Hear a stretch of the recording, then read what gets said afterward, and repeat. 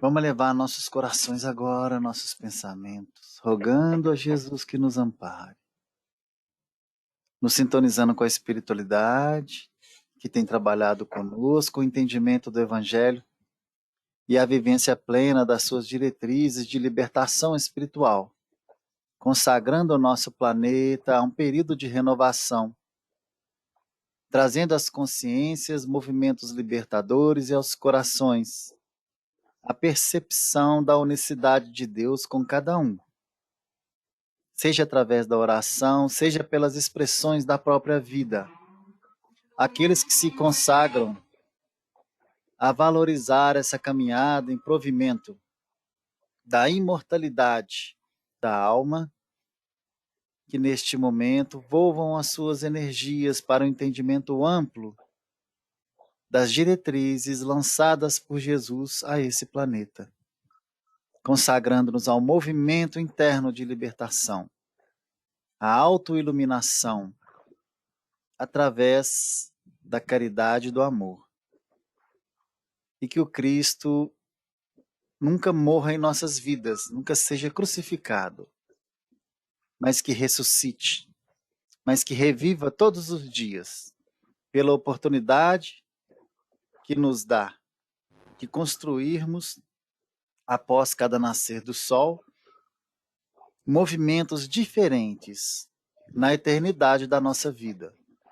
Consagra-nos, Senhor, a dimensão da percepção profunda da nossa consciência a entender-te como o Salvador das nossas vidas. E que possamos também nos movimentar para sermos merecedores dessa misericórdia, que o mundo se encontra carente, mas que nós sabemos que Deus não nos nega nenhum provimento, para que não tenhamos fome espiritual nunca mais. E que a bondade infinita de Deus, como Pai de todos nós, Criador de tudo que há à nossa volta, inclusive dentro de nós, esteja sempre nos lançando a possibilidade da nossa sintonia do Filho pródigo que retorna esse aprisco e esse abraço maravilhoso de nosso Pai, que envolve energias infinitas para nos propiciar uma consciência mais ampla e uma construção do reino que ele se estabeleça dentro de cada criatura. Que assim seja. Que assim seja. Então vamos lá, continuar com Lázaro, com Marta, com Maria, né? Marta, Maria e Lázaro, judeus ali também. O que a gente viu, que a gente trouxe assim, da questão desse milagre, a gente também já falou que Jesus, isso é bom para a gente, porque nós vamos precisar desse subsídio hoje, que Jesus não ressuscitaria alguém que realmente já morresse. Então algo aconteceu com Lázaro, e a gente já falou que era muito comum os rituais físicos de transformação daquela época, que se tomava até coisas para simular estados, né, de letargia, etc. Então a gente vê isso aqui. E aí a gente, voltando lá no 17, que está aqui em cima, né, então Jesus encontrou Lázaro já sepultado havia 4 dias. Então são 6, né? 2 que ele estava na cidade e 4 aqui. Ora, Betânia estava a 15 estágios perto de Jerusalém. Muito dentre os judeus tinham vindo ter com Maria, Marta e Maria. E aí a gente lembrando, depois nós vamos lembrar que trazer Lucas, né, para a gente entender quem era Marta, quem era Maria, para as consolar a respeito do irmão. Marta, quando soube que vinha Jesus, olha que interessante. Marta, quando soube que vinha Jesus, saiu ao seu encontro. Maria, porém, ficou sentada. Então vamos lembrar aqui. 4 dias que ele estava na sepultura, Betânia estava a 15 estágios. Muitos judeus tinham ido consolar Marta, judeus, né? Isso era comum, e os judeus irem consolar, mas era um consolo que nós vamos conversar sobre isso aqui hoje, acerca do seu irmão. Ouvindo, pois, Marta, só lembrando lá, Lucas capítulo 10, lá a gente relembra quem era Marta e quem era Maria. Vamos lá em Lucas 10, que fala, lembra, a Marta, ele dá uma advertência a Marta. Marta, Marta, tu te preocupas e andas agitada por muitas coisas, porém uma só coisa é necessária. Maria escolheu a melhor parte, e esta não lhe será tirada. Então, vocês lembram que Marta ficou incomodada com Maria, porque Marta estava arrumando a casa e Maria foi sentar para ouvir Jesus, né? Só para a gente relembrar um pedacinho ali de Lucas. E então, mas olha que interessante, aqui inverteu. Marta que foi buscar Jesus. Marta é que foi ali, ó, quando soube que veio Jesus, saiu ao seu encontro. Maria ficou lá. Disse, pois, Marta, Senhor, se estivesse aqui, não teria morrido. Então, a gente vê Marta, né, que fala para ele, que foi ao encontro dele, Senhor, se tu estivesse aqui, meu irmão não teria morrido. Por que será? A gente começa a ficar encafifado. Então, quer dizer, aconteceu alguma coisa ali. E a gente vai ver lá na frente que possivelmente Lázaro passou por um ritual, alguma coisa aconteceu, ele se desprendeu do corpo e não estava conseguindo voltar. A gente vai ver isso aqui um pouquinho, nós vamos tentar entender isso aqui, tá, gente? Porque vamos lembrar, gente, Jesus não veio para agredir lei alguma, lei natural alguma. Então, se Lázaro tivesse morrido na realidade mesmo, Jesus não traria de volta, porque é uma lei natural a morte, né? E aí, uma coisa que Marta diz nesse 22 aqui, que me encafifou um pouco, mas também sei, mesmo agora, quer dizer, a partir de agora, né? E tem algumas interpretações, traduções que falam, mas também agora sei que tudo quanto pedirem a Deus, Deus vos concederá. Mas por que somente agora que Marta tinha esse entendimento? Sim, não foi antes, então. Depois nós vamos discutir um pouquinho disso aqui, tá?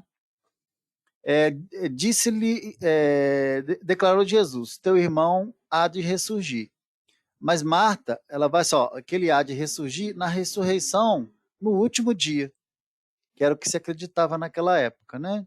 Disse-lhe Jesus, olha, eu sou a ressurreição e a vida. Quem crê em mim, ainda que morra, viverá. E aí ela continua.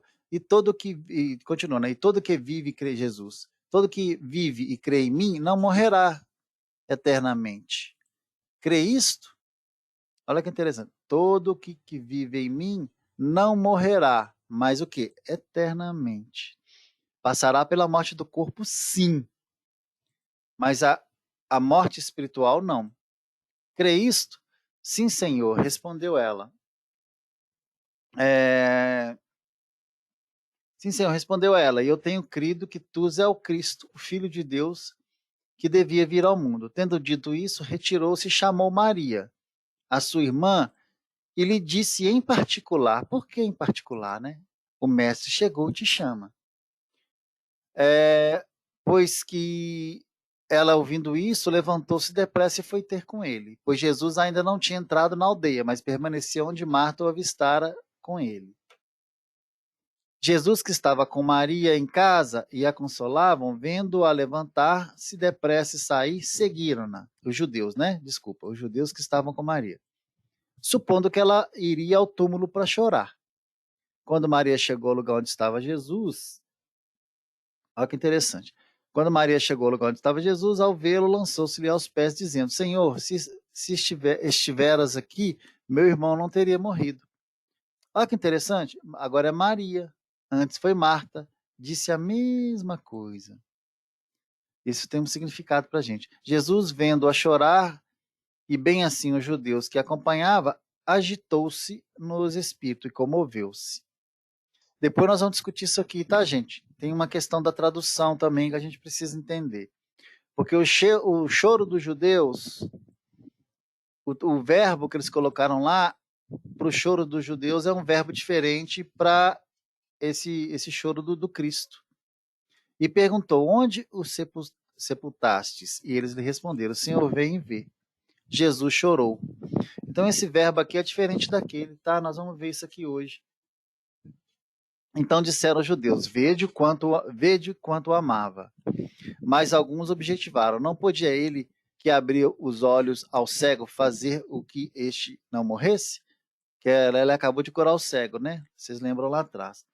Então, muitos judeus, eles iam, a gente entendendo o bloco como um todo, que a gente leu, tinham ido consolar Marta e Maria. A palavra consolar, ela tem uma simbologia é, que é que a gente vai ver aqui agora, que parece que é uma coisa fantasiosa esse consolar, não é o consolar que a gente conhece, não. Por quê?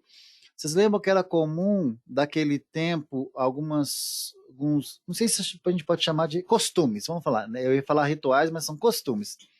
De chorar 2 dias o morto, e aí até eles contratavam mulheres para chorar no enterro de alguém. Então isso era muito comum, né? Era de costume os judeus chorarem os seus mortos por vários dias. Aí eram as carpideiras, né, profissionais, são mulheres que eram pagas para chorar. E olha, isso já até existiu no Brasil, tá, gente? Algum tempo atrás. Então, quando a gente vai lá no verbo, a gente vê uma questão que chama paramito, que é uma constituição de mito, que é uma encenação. Então, os judeus, nesse momento aqui, eles aproximaram de Maria e Marta para fazer esse costume aqui, para trabalhar esse costume diante da morte de Lázaro. Tanto Marta, quando Marta foi ao encontro de Jesus primeiro, quando Maria chegou, elas disseram a mesma coisa: se tu estivesse aqui, meu irmão não teria morrido. Quando o mensageiro avisou Jesus que Lázaro estava sem vigor, sem força, Jesus ainda demorou 2 dias, e quando chegou, fazia 4 dias que Lázaro tinha sido sepultado. A gente está vendo aqui, são 4, não são 6 não, tá? É 2 mais 2. Marta e Maria, elas sabiam que Lázaro ia passar por algo especial, por uma espécie de ritual. Porque quando elas vieram, quando elas viram que ele perdeu a força, elas começaram a vacilar na fé. E se ela não tivesse se separado por alguma coisa importante que iria acontecer com Lázaro, talvez não soubesse como localizar Jesus. E além disso, Jesus diz a Marta que Lázaro viveria. E aí é uma coisa também que ela vai chamar Maria em segredo. Por que ela chamou em segredo? A gente podia ficar encafifado com isso aqui. Por que era segredo? Se não precisava ser tratado em segredo, que o público comum não poderia saber. Se é em segredo é porque o público não poderia saber. Então, até os discípulos, nem todos os discípulos também sabiam. E pensavam, inclusive, que Lázaro estava doente, aquela questão como um todo. Então, aí, nós temos várias questões que a gente pode levantar nos evangelhos e tal aqui. Perceber o sentido dessa palavra. E uma coisa também, mas também ela fala assim: agora sei que tudo quanto pedires a Deus, ele concederá. Por que Marta fala isso agora? Certamente não foi um atraso de Jesus. Ela presenciou alguma coisa antes de Jesus chegar que a fez chegar a essa conclusão. E ele fala para ela: teu irmão há de ressuscitar. Então, isso era muito era uma palavra de praxe naquela época, porque simbolizava que meus pêsames, Deus sabe o que faz. Então ele irá de ressuscitar numa outra dimensão. E a Marta diz para ele: eu sei que há de ressuscitar na ressurreição do último dia, né? Do último dia, diz Jesus, aí Jesus fala: eu sou a ressurreição e a vida. Quem crê em mim, ainda que esteja morto, viverá. Essa, gente, é a quinta afirmação de Jesus com relação a eu sou. Eu sou a ressurreição da vida. E aí, se a gente for lá no Pastorino, ele fala para a gente: eu sou a ressurreição da vida, pois a ressurreição, ela simboliza ressurgimento. E o Cristo é a vida e o ressurgimento da vida. O Cristo é a manifestação de Deus nesse mundo sensível. Então, ele é a própria vida desse mundo sensível. Com essa declaração de Marta, Jesus estava dizendo: eu sou o ressurgimento de Lázaro na sua nova vida através dos ensinamentos de Deus. Isso que Jesus estava trazendo, e a gente depois vai julgar isso para a gente, para cada um de nós. A gente tem que chamar a atenção também muito nessa questão do crer, que existe uma tradução em cima disso. Todo aquele que vive e crê em mim nunca morrerá. Porque quem vive plenamente e sintoniza com Cristo, quem adere intimamente ao Cristo, não morre. Isso não se refere à morte física, óbvio, porque todos nós morremos. E até Lázaro também morreu. A promessa dessa vida que Jesus estava é, é o sentido de viver para sempre uma vida beatífica, uma vida no bem. O não morrer, que se refere a Jesus, é não perder a consciência de uma existência para outra. Como assim não perder a consciência de uma existência para outra? Quem adere às diretrizes de Jesus cresce e evolui e sai do processo reencarnatório. O processo reencarnatório é que nos faz perder a consciência de uma vida após a outra aqui na Terra. Então, todo aquele que dimensiona sua vida diante da proposta de renovação que o Cristo traz no seu Evangelho, na sua evolução, não necessitará mais passar pelo processo reencarnatório, que é isso que a gente vive aqui agora.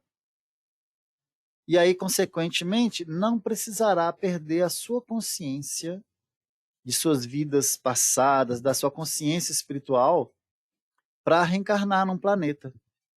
E a gente tem que entender isso, porque é justamente esse momento que nós estamos vivendo. E aí a gente continua aqui nessa questão também que nos incomoda um pouco nessa passagem aqui, quando Jesus quando viu chorar e viu os judeus chorar, moveu-se em espírito e perturbou-se. Isso não incomodou vocês, não? Né? Falar isso de Jesus? Deixa eu ver se eu pego aqui pra gente aqui. Jesus veio dizer, se estiverem mesmo, Jesus agitou-se em espírito e comoveu. Teve outras traduções que falam, moveu-se em espírito e perturbou-se. E ele chorou, né? Que aqui fala. O que será que significa esse mover-se em espírito? Se a gente for ver na tradução, é nebria messato, que é esse mover-se em espírito aqui, que é um indicativo, a terceira pessoa, que quer dizer se indignar-se. Popularmente, isso lá naquela época era bufar de raiva, que tem esse simbolismo todo. Então, o que a gente percebe aqui, que simboliza Jesus, então desagradou-se em espírito e agitou-se. E aqui fala, Jesus chorou.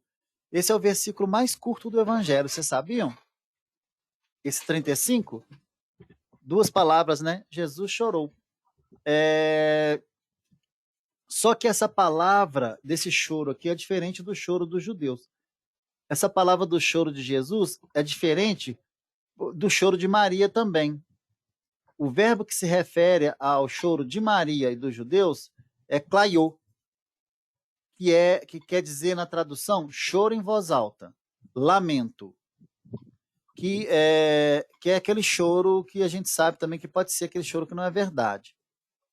O Jesus é outro verbo, chama dacruó, que quer dizer lacrimejar, umedecer os olhos. Então tem uma diferença. Chorar em voz alta, que os judeus e Maria e Marta choravam. E o dacruó, que é o lacrimejar, umedecer os olhos, que é com Jesus, que é a tradução desse verbo aqui, tá? Se a gente for ver direto. Então, por que Jesus se desagradou e ajustou-se e ficou com os olhos cheios d'água? Havia algum motivo para que isso acontecesse? O único motivo é ver aquele aglomerado de pessoas ali. Então, a gente tem que considerar que essas lágrimas podem ser vistas na intimidade. Nós temos um evangelista trazendo essa visão para nós. Então, o evangelista, a gente tem que imaginar-se como o evangelista, tá? Como João, observando aquilo tudo. Então, possivelmente, João viu Jesus com o semblante carregado. E aí ele pareceu agitado. É uma suposição, tá, gente? E aí interpretou-se como se ele tivesse indignado. E a gente fica pensando, então o que aconteceu com Jesus ali? vai ter desagradado com esse grande número, né? Muito possivelmente, Jesus estava canalizando as suas energias, se concentrando para auxiliar o despertamento de Lázaro. E o evangelista vendo aquilo, e inclusive os seus olhos brilharam, lacrimejaram. Isso exigiu possivelmente uma energia de Jesus. A gente é uma suposição, tá? E aí pode ser que esse movimento tenha sido interpretado pelo evangelista como se ele tivesse com um semblante mais sério, que ele tivesse contrariado, alguma coisa assim. E aí vem uma pergunta: onde estava Lázaro? Possivelmente, gente, Lázaro estava em algum outro processo de desdobramento. Mas nesse desdobramento aconteceu alguma coisa errada, porque Lázaro havia perdido vigor e provavelmente deixou de apresentar os sinais vitais. Eu não sei se vocês sabem, alguns budistas conseguem, através de um estado de concentração, parar os batimentos cardíacos sob um certo tempo. Então, existem estados de concentração que trabalham isso, que a pessoa consegue. Então, isso aqui foi algo que Lázaro estava experimentando, possivelmente. Porque, por exemplo, se a gente for lá em Coríntios 12, Paulo fala para a gente, Paulo falando diretamente de si mesmo, diz que foi arrebatado, transportado para o que ele chamou de terceiro céu. Vocês lembram disso? 2 Coríntios, ali 12, 2. E esses fenômenos são mais comuns do que a gente pensa. Lázaro, muito provavelmente, não estava conseguindo retornar para o corpo sozinho. Ele precisava de algum poderoso fluxo energético para auxiliar ele. E eu lembro isso muitas vezes, que tinha um caso da avó da minha ex-esposa, que era uma baita média, ela já desencarnou. E aí teve uma vez que ela deixava muito corpo facilmente. E um dia ela deixou o corpo, ela estava contrariada com alguma coisa, ela deixou o corpo, aí teve que incorporar o espírito para nos pedir para chamar muito fortemente o nome dela, para ela retornar. Porque senão ela não ia retornar. Então isso é mais comum do que a gente pensa. Isso acontece até no processo mediúnico. E então o Lázaro precisava desse fluxo energético para ele voltar. E possivelmente voltar e retornar às suas funções vitais. E aí tem mais coisa aqui para gente, porque o pessoal fala muito que o Lázaro estava já cheirando mal. Nós vamos discutir isso aqui hoje também. Então, só para a gente entender esse contexto, ele tem um simbolismo para a gente que vai além disso aqui. A gente não tratou isso ainda não. Mas nós estamos tirando algumas coisas do Evangelho para a gente para podermos nos situarmos. Então, vamos lá no 38 aqui, 36. Então disseram os judeus: vede quando amava, 37, mas alguns objetaram. Não podia ele que abriu os olhos do cego fazer que não morresse? Jesus, agitando-se novamente em si mesmo, encaminhou-se, agitando-se.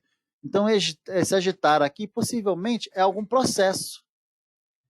Era uma gruta, e cuja entrada tinham posto uma pedra. Então ordenou Cristo tirar a pedra. Disse Marta para ele, irmã do morto: Senhor, já cheira mal. Então, gente, isso aqui é uma suposição. Vocês concordam? Ela não tirou a pedra ainda. Jesus pede. Ela supõe: olha, pelos 4 dias que ele já está aí, ele já cheira mal. Porque já é 4 dias. Jesus respondeu-lhe: não te disse eu que, se creres, verás a glória de Deus? Aí sim eles tiraram a pedra. Então, só para corrigir algumas ideias que a gente põe na cabeça da gente. Marta supôs que ele cheirasse mal, já está sepultado há 4 dias. Mas aqui não fala que ele estava cheirando mal. Olha que coisa interessante, eu não sabia disso. Mas ninguém poderia saber, porque a pedra estava ali. Então disse Jesus, né? Aqui na 40. Não te disse eu que creres verás a eles tirar a pedra. Aliás, eu sabia que sempre me ouves, mas assim falei por causa da multidão presente, para que creiam que tu me enviaste. Então, Jesus continuou falando: olha, eu sei que você me ouve, mas assim falei porque tinha uma multidão, para a gente fazer que eles também creiam em mim. E tendo disso isso, clamou em voz alta: Lázaro, vem para fora. Isso aqui tem uma grande representação. saiu aquele que estivera morto, tendo os pés e mãos ligados em ataduras e o rosto envolto em lenço. Então lhes ordenou Jesus: desatai-o e deixai-o ir. Então não tem processo de cheiro nenhum aqui, ó, né? Foi uma suposição de Marta. E a gente vê em muitos estudos falar que Lázaro realmente estava cheirando, não estava. Vamos lá, então. Deixa eu ver se dá tempo, né? Senão eu invado o tempo da Jaque aqui.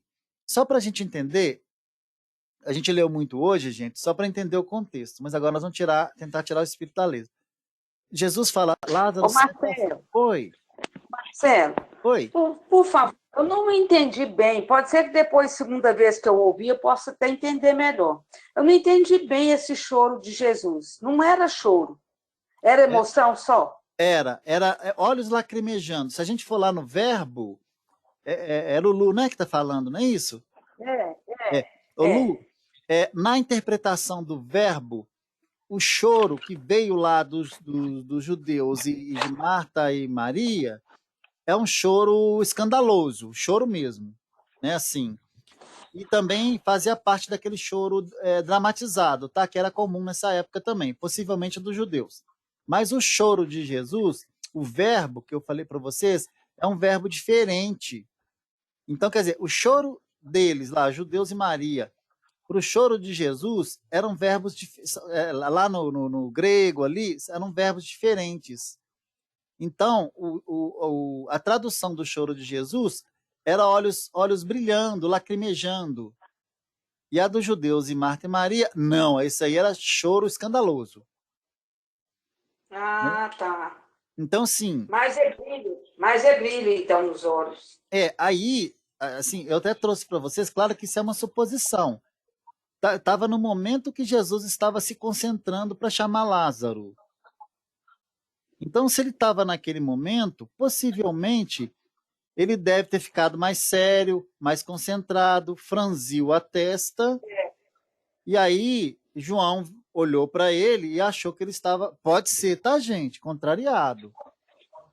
Mas é é, porque assim, de certa forma, deixa eu ver aqui, foi, Ele estava concentrado, né, Marcelo? é, é, e aí a gente entende isso, a gente tem que sempre pôr, né, Lu, sabe por quê?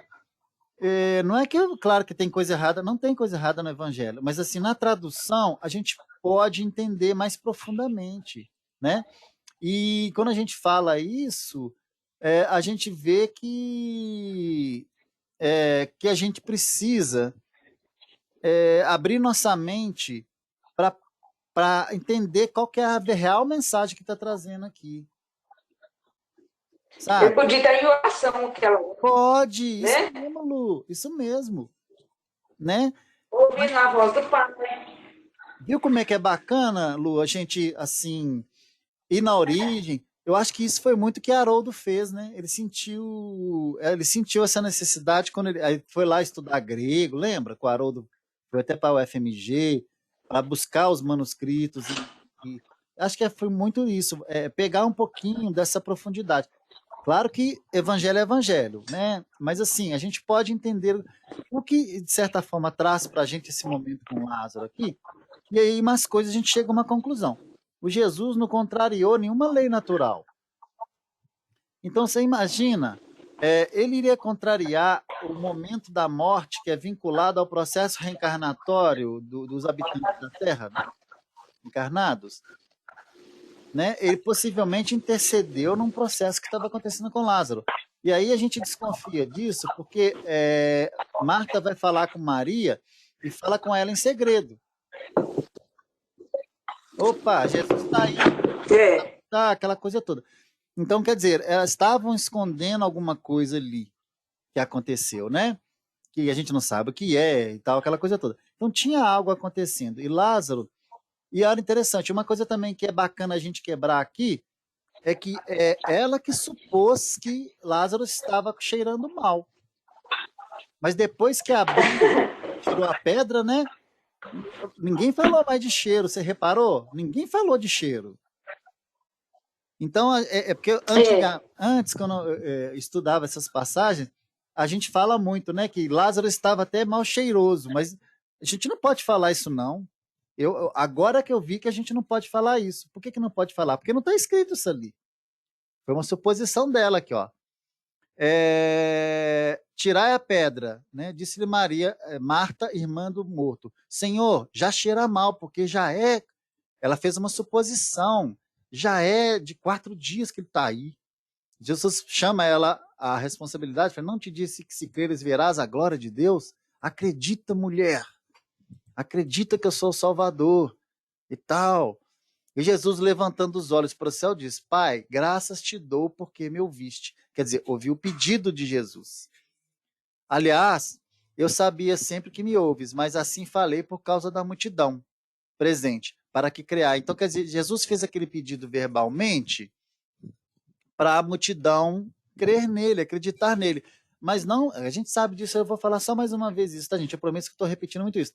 Não para uma valorização pessoal, gente, mas que reconhecesse nele o Salvador para seguir o caminho que ele veio trazer para a terra, que é o caminho da libertação.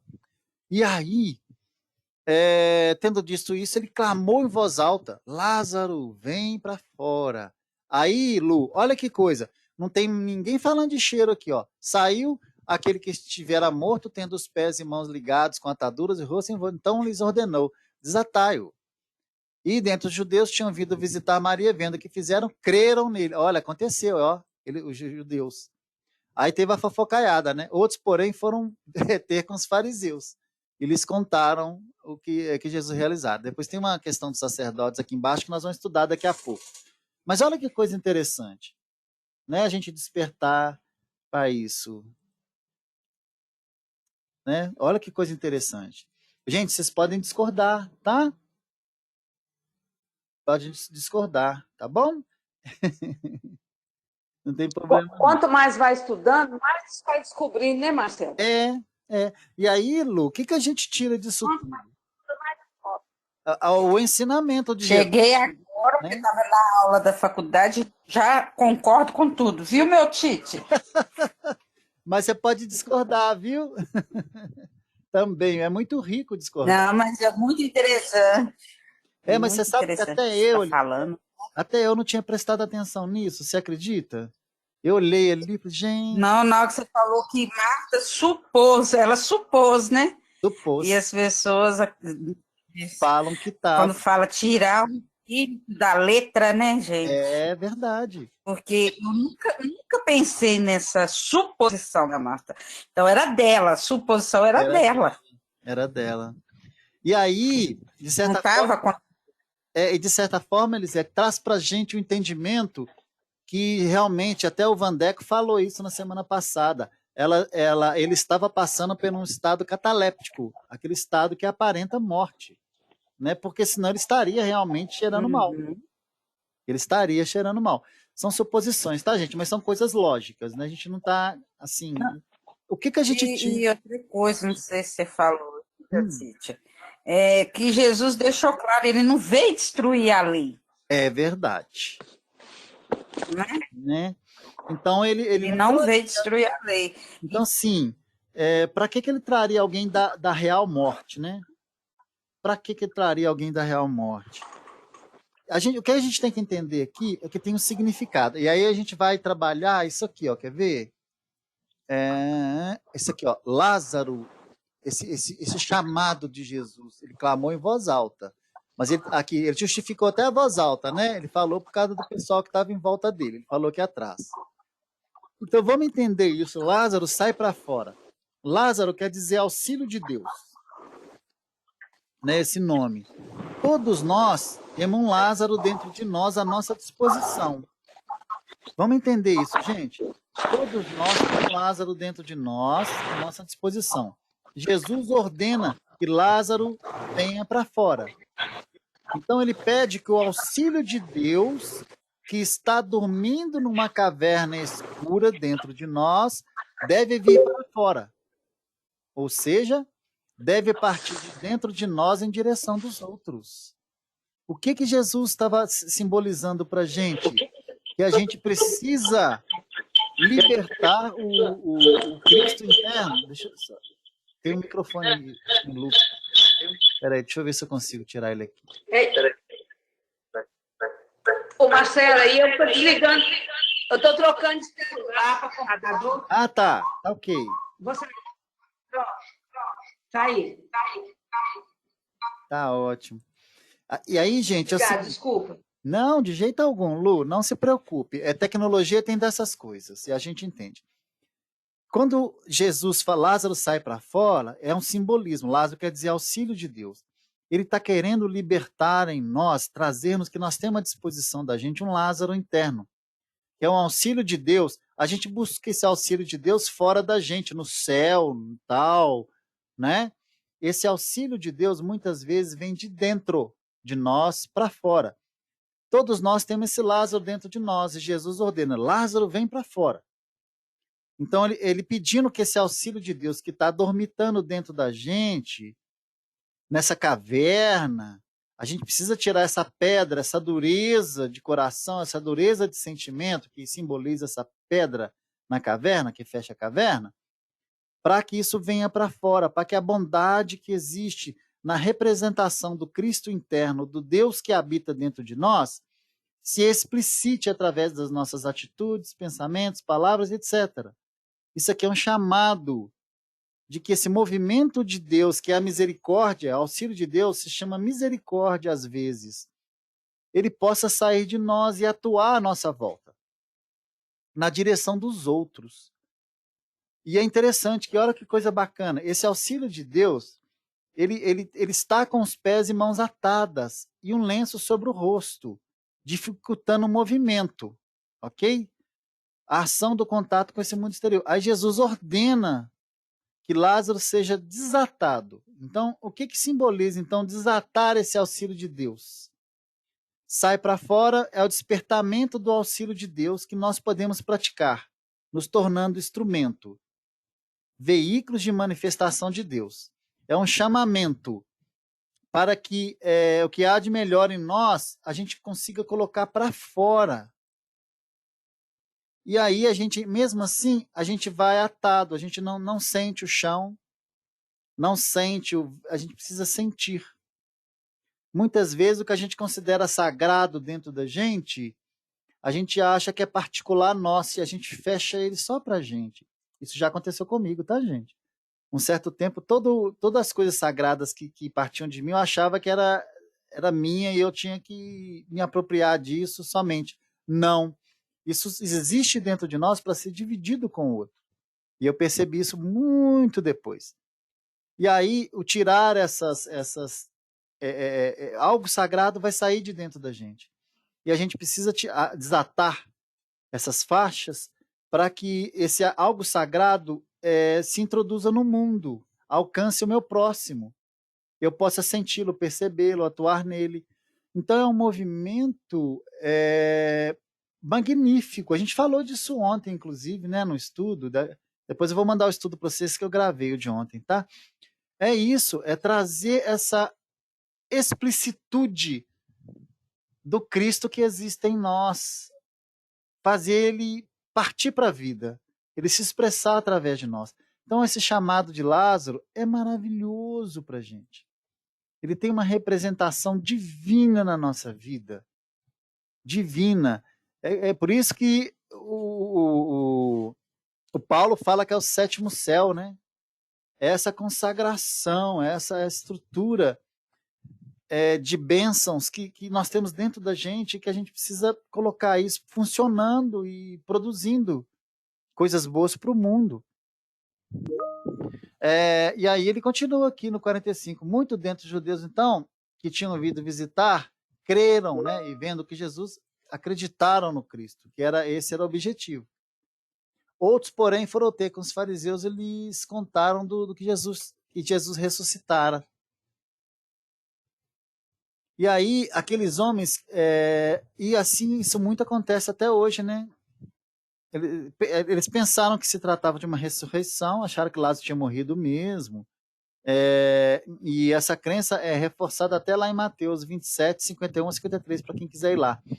Que fala que quando Jesus morreu, houve terremoto, os sepulcros se abriram, muitos corpos de santos ressuscitaram. entraram em Jerusalém e apareceram a muitos. A gente tem que tomar um pouco de cuidado, porque existia também uma maneira dos apóstolos de Jesus registrarem isso para gerações próximas daquele pessoal e provocar um movimento de acreditação. Então, assim, a gente precisa entender o que significa isso aqui. Pode ser que tenham aparecido muitos espíritos quando Jesus foi crucificado, materialização, mas defunto levantando de caixão, acho que dificilmente isso aconteceria. Minha opinião, tá, gente? Então tinha algo acontecendo, mas aí a gente tem que ver que acrescenta-se muita coisa. E aí ele vem aqui, ó. Depois os principais sacerdotes e fariseus, no 47, então os principais sacerdotes e fariseus convocaram o sinédrio e disseram: que está fazendo, uma vez que esse homem opera muitos sinais? Olha que interessante, eles reconheceram que Jesus operava sinais vindos de Deus. Se o deixarmos assim, todos crerão nele, ao medo deles. Depois virão os romanos e tomarão o nosso lugar, mas a própria nação. Não só o nosso lugar, mas a própria nação. Caifás, porém, é um dentre eles, que era o sumo sacerdote naquele ano, advertiu dizendo: vós nada sabeis. Né? Vós nada sabeis. Vamos ler até 52. Nem considerais que vos convém que morra um só homem pelo povo e que não venha perecer toda a nação. Olha o jogo dele. Já que ele é um homem santo, representa o quê? Será que ele morrer pelo povo todo não vai fortalecer a nação? Ora, ele não disse isso de si mesmo. Então, eles achando que Caifás estava profetizando. Depois nós vamos conversar sobre isso. Mas o sumo sacerdote, naquele ano, profetizou que Jesus estava para morrer pela nação. Morrer pela nação. E não somente pela nação, mas também para reunir em um só corpo os filhos de Deus que andam dispersos. Então, a gente vê que o evangelista, ele traz para a gente a visão de Caifás, que ocupava o importante cargo religioso, estava profetizando, teria servido de instrumento da espiritualidade, independente do valor moral que ele tinha, que a gente sabe que era duvidoso. João diz que Jesus devia morrer para que os filhos de Deus que andavam dispersos se reunissem em um. O texto grego, ele fala em um corpo. Ele não fala em um corpo. Diz apenas que se reunissem em um. Jesus, mais tarde, pede a Deus que sejamos uns com ele, assim como ele é um com Deus. A gente pode ver isso lá em João 17, 21 a 22. A gente, vai ver lá na frente. Essa ideia que Jesus devia... Uma coisa também que a gente precisa tirar da nossa cabeça. Jesus morreu para limpar o mundo dos seus pecados. Gente, Jesus não limpou o pecado de ninguém. Se alguém acredita nisso, está totalmente equivocado. Essa ideia que ele devia morrer para... Não houve salvo-conduto. Né? É verdade. Isso é um salvo-conduto, não houve. Gente, meus problemas são meus, eu que preciso resolver. Jesus auxilia pelo ensinamento, mas ele ter que morrer para livrar o mundo do peso do pecado é complexo pensar nisso, tanto que ninguém ficou livre. Isso é invadir o livre-arbítrio, não? É isso mesmo, seu Geraldo, é isso mesmo. Então vamos tirar isso da nossa cabeça. Jesus, ele simboliza a libertação dos nossos e o distanciamento dos nossos erros, de nós não errarmos mais, mas os erros do nosso passado são nossos e continuam nossos. Porque senão, tem gente que pensa que não precisa fazer mais nada depois que Jesus... Não, nós precisamos nos esforçar para progredir. Gente, uma das coisas mais difíceis, olha só, vou ser muito sincero para vocês. A gente entra no mundo com desejo de ser rico, de ter uma casa, de ter um carro, de ser não sei o quê, e muitas pessoas conseguem. Mas espiritualmente, a gente entra na vida para ser puro de coração, para ser uma pessoa do bem, para ser... E a maioria não consegue. Então, esse movimento interior, ele é muito mais complicado do que o movimento da matéria à nossa volta e do materialismo. Ele é muito mais difícil de ser conquistado, mas por quê? Nós estamos enraizados ainda em ideias. Porque Gente, se Jesus limpasse o mundo, ele não deixaria dezenas de recomendações no Evangelho para a gente. Mas isso, Né? Ele deixou um monte de diretriz, mãe, né? mas Então, tudo isso é para você conseguir aproximar mais de Deus, não? São os contornos que a vida te proporciona para atingir a plenitude, né? uhum, Esse materialismo, não, Marcelo? é isso mesmo. Sabe o que eu entendo? Assim, que Jesus fez um investimento muito grande para nós, espiritualmente, mas para que a gente, a gente movimentasse o movimento da autossalvação, que vem de Isso. dentro de nós. Ele acabou de falar isso de Lázaro, de libertar o bem dentro de nós para que a gente desperte o processo de autossalvação. Quem vai nos salvar somos nós mesmos, né? Marcelo, Oi, Beth. oi, querido. Eu fico pensando, Marcelo, se nós fizéssemos o mesmo esforço que fazemos para adquirir as coisas materiais, se nós fizéssemos esse mesmo esforço para nos desvencilhar das nossas mazelas, a Terra já seria um planeta de regeneração, Sim. porque nós estaríamos melhores, porque nós nos desdobramos para adquirir as coisas materiais, pelas quais nós somos perdidamente apaixonados. Se nós fizéssemos o mesmo para arrumarmos a luz, nós não estaríamos aqui mais na Terra. E outra coisa, voltando a Lázaro, se Jesus ressuscitasse Lázaro, ele estaria derrogando a lei de Deus. Uhum. E Jesus não veio para derrogar a lei, ele veio para dar cumprimento à lei. E Jesus também não foi crucificado para salvar o mundo. Aonde o nosso mérito? Aonde o nosso esforço para o nosso autoaprimoramento? Então, é como você bem disse, o compromisso, o comprometimento da autoiluminação, ele é solitário e individual. Você já parou para pensar por que a porta é estreita? A porta é estreita porque só cabe um, Marcelo. Uhum. Porque ninguém pode progredir pelo outro. O meu progresso compete única e exclusivamente a mim.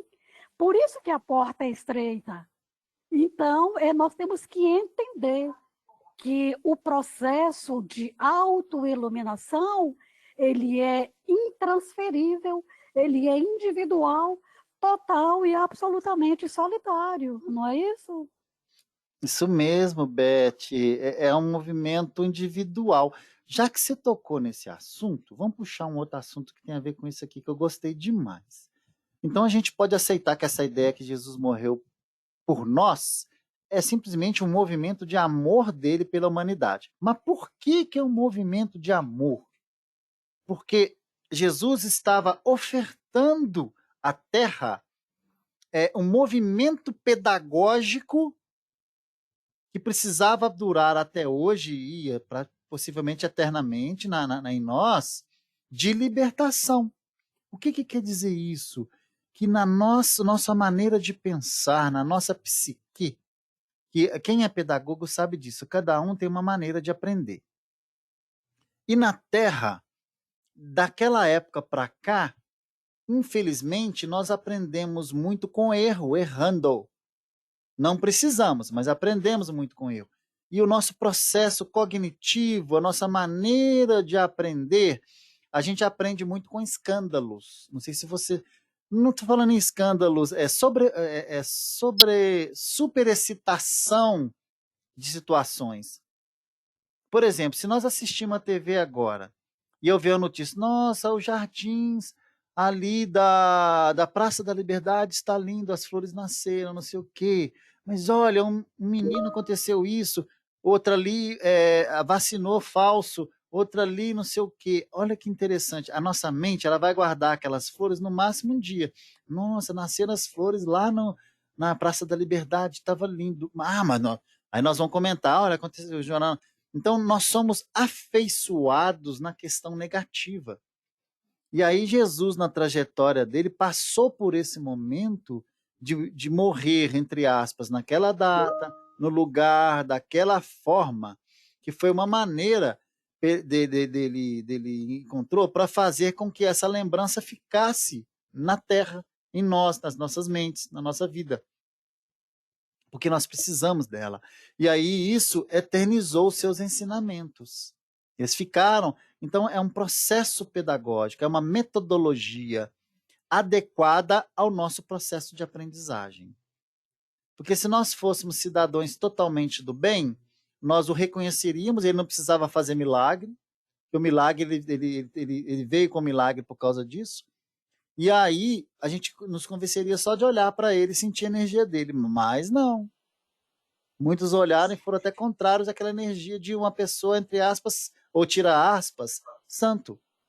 Então, esse processo todo que Jesus passou foi um processo pedagógico, uma metodologia ideal para o nosso processo de aprendizagem. Alguém quer falar? Tem 2 minutos. Caso contrário, não precisaria de lembrarmos dele na cruz, né? No crucificado, né?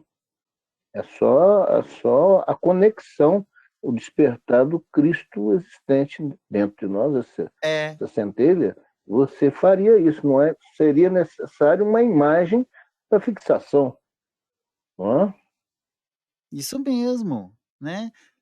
Tem mais alguém querendo falar, gente? Pode falar. A questão do perdão, né? Eu sempre falo, que a pessoa fala assim, para você perdoar, você tem que esquecer. Eu sempre falo, esquecer por quê? Porque Jesus não deixou a gente esquecer, não. Aí você falou, né, da lembrança de estar lá na cruz. A gente não esquece que ele foi crucificado. Ele perdoou, apesar, né, igual você falou, e agora, que eu também não tinha pensado nisso, não. Ele foi um pedagogo, ele quis ensinar algo para a gente, porque Jesus não se sentia ofendido, né? Uhum. Tanto é que na hora que ele falou, perdoa-os, o Pai, que eles não sabem o que fazem. E ele nem pediu perdão para ele, que ele estava pedindo perdão para nós, né? No caso. Uhum. E então, quer dizer, ele não perdoou nossos pecados, que ele não tinha que perdoar, porque ele não se sentia ofendido, né? Mas ele foi um pedagogo que ele deixou a lembrança para a gente. Ele quis ensinar a gente alguma coisa dele ter sido crucificado e essa lembrança ter ficado, né? E as pessoas falam que perdoar é esquecer. Não é, não, porque eu sempre falo isso, perdoar não é esquecer, não. E Jesus não deixa a gente esquecer. É verdade. Eu acho, Elisete, assim, de certa forma, esse perdoar é não movimentar nenhuma energia negativa quando a gente lembra da situação, mas a gente lembra, não tem jeito. Isso, para mim, é o verdadeiro perdoar. Eu não sentir raiva do outro, eu não sentir isso, não ter mágoa, e sentir aquilo como aprendizado, né? E esse aqui é o verdadeiro perdoar. Mas o ideal é que a gente não precise estartar o perdão, que a gente não se sinta ofendido. Uma coisa que você disse aí que é muito importante.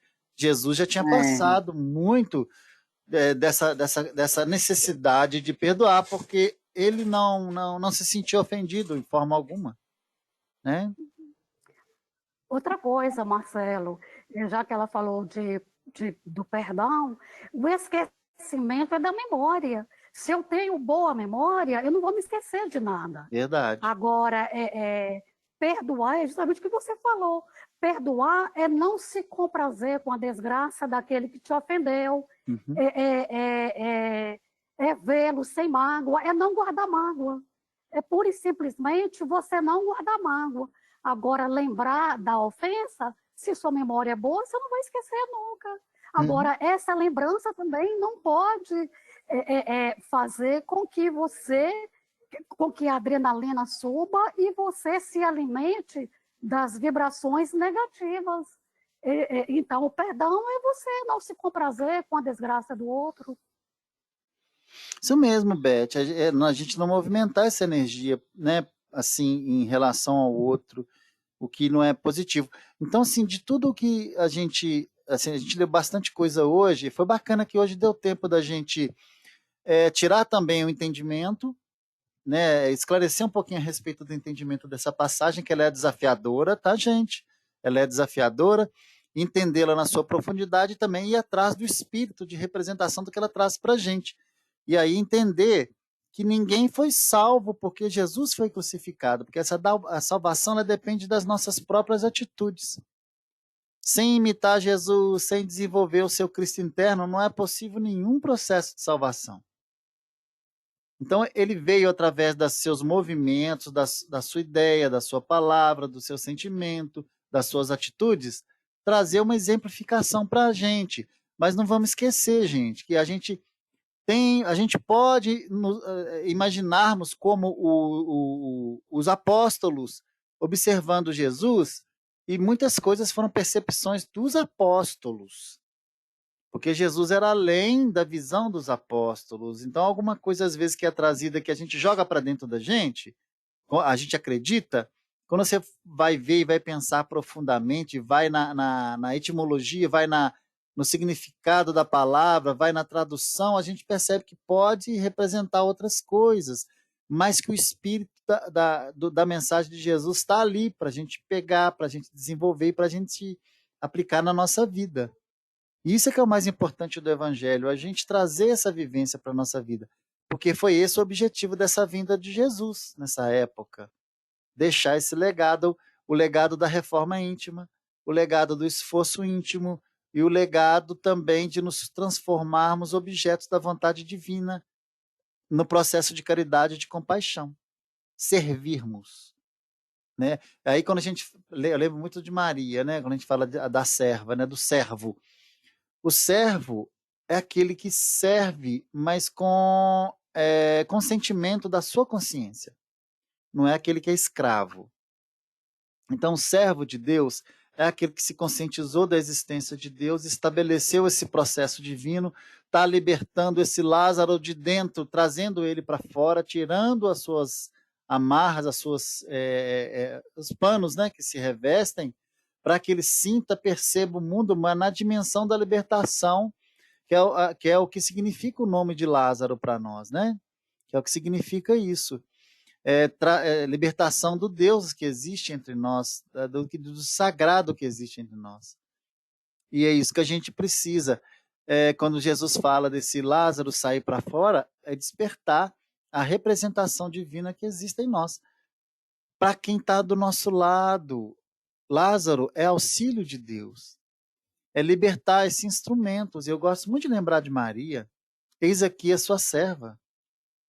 A gente precisa fazer isso para o mundo, eis aqui nós como servos de Deus, fazendo a vontade de Deus, estabelecendo esse elo divino com a vida, né, gente? Isso é importante para a gente. Tá bom? Vamos ficar por aqui hoje? Alguém quer falar mais alguma coisa? Fique à vontade. Oi. Marcelo, não, muitas explicações, né? Hoje foi Interessantes, muito, né? Muitos. Mas só uma coisinha, tudo é tão importante. Mas você comentou que, porque elas falaram em segredo, você falou que ia falar para frente, né? Ah, não. Porque tudo, sim, parece que tem. Mas bem levantado, Ana, obrigado. Realmente eu não enfatizei essa fala. O que eu entendi é que ela, por falar em segredo, tinha alguma coisa encoberta ali. E pode ser que essa coisa encoberta fosse esse ritual que Lázaro passou. Que isso era comum passar, até a gente falou lá da deusa, né, que eu esqueci, Eclésia, sei lá, lá em cima a gente viu isso lá, onde se usava muito até de ervas, de remédios para entrar nesse estado de letargia. Então, assim, alguma coisa acontecia ali. A gente não sabe o que é, mas para falar em segredo, elas estavam mantendo algum segredo entre elas ali, naquele momento. Então, assim, a gente não sabe o que é, mas algo estava acontecendo. E pode ser que ele tenha passado por como se diz, um ritual desses aí, né? Que era muito comum, um ritual espiritual para renascer, né? Para renascer, nesse renascer de uma vida nova. Isso era muito usual naquela época. Muito mais do que a gente imaginava. Mas, assim, falar o que é mesmo, a gente não sabe, não. Não sabe. Tá bom, obrigada. Mas tinha alguma coisa, Ana, vamos ficar desconfiados. Tinha alguma certo. Tá bom. Tá bom, gente? Tá bom. Obrigada. Eu que agradeço. Gente, alguém gostaria de fazer a nossa oração final?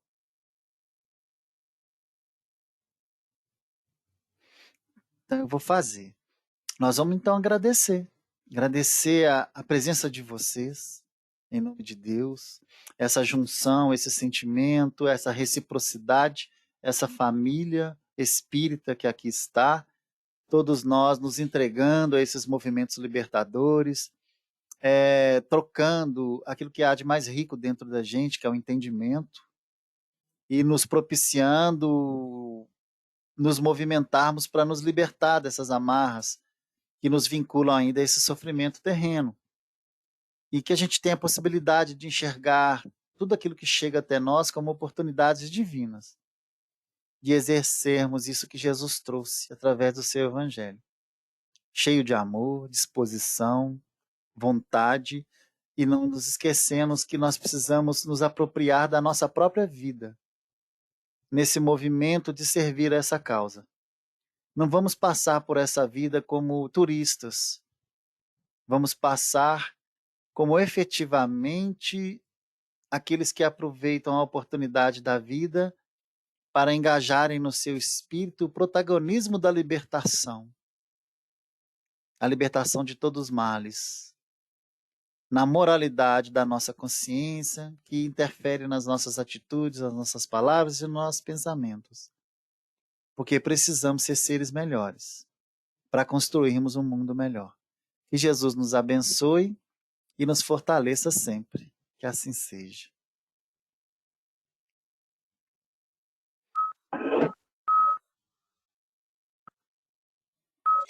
Ei, gente!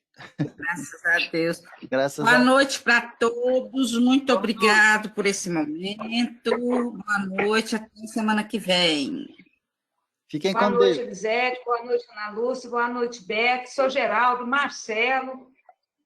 Boa Boa noite, noite, Boa noite, querida. Lu. Um beijo. Boa noite, Boa noite, Marcelo, gente. seu Boa noite, Geraldo, Beth. Elisete. Boa Boa noite. noite. Ana, não falte segunda-feira, viu? Boa- Fiquem Ah, com tá Deus. bom, Beth. Falou, A Saúde segunda para tem todos e muita paz. Segunda é terça e Boa quarta. noite. Segunda é 7. A segunda é 7 também? É 7 também. Só Tá. terça-feira que é 8. Tá. Tá, joia. Semana passada eu cheguei no final. Obrigada a todos.